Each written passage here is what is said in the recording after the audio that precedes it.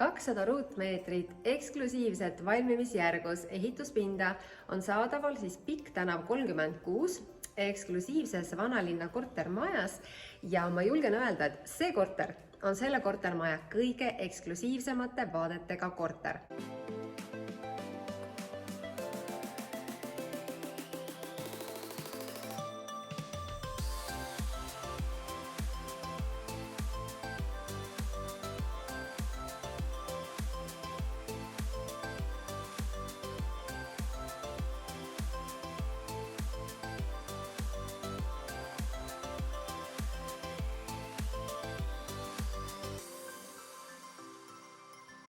Vaated, mis avanevad siit korterist merele, kesklinnale ja vanalinnale on absoluutselt ainulaadsed, üliilusad ja siia korterisse paistab päike hommikust õhtuni.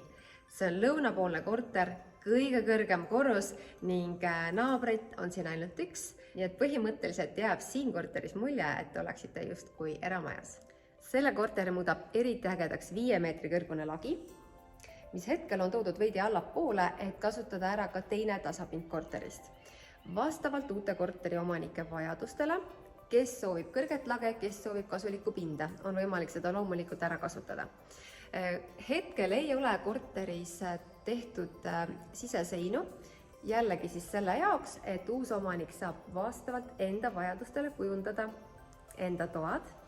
Ja nagu te näete, siis just sealt uksest võrratu kahepoolne uks läheb siis väliterassile, kust avanevad võrratud vaated. Väliterassil on piisavalt ruumi, et kujundada siia selline mõnus õhtu- ja hommikusöögi ala, samuti diivanitega ja selline nii-öelda siis nagu chillimise ala. Ja hommikul just nimelt siit nurgast, kui päike tõuseb sellest nurgast ja liigub siis lõunasuunas ümber korteri, on eriti mõnus tuulevaikne ja vaade, mis siit avaneb Tallinna vanalinna kõrgtornidele, vaaterattale ja merele, on imeline.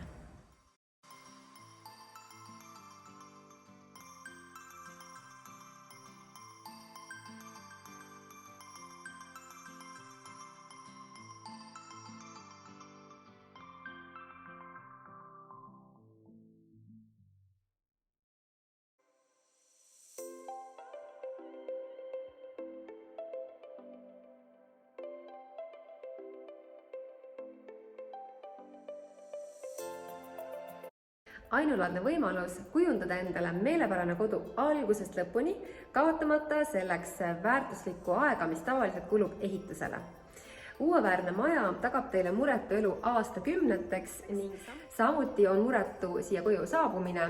Auto saab parkida maja ette ja lift toob teid otse ukse taha. Suurepärane asukoht ja ainulaadsed vaated kõikidest korteriakendest vanalinna tornidele, kesklinnale, merele muudavad selle objekti väga ainulaadseks ja unikaalseks, nii et kõigil, kellel võiks olla selle vastu huvi, palun kiirustage, sest selliseid unikaalseid asju ei tule pakkumisse väga tihti.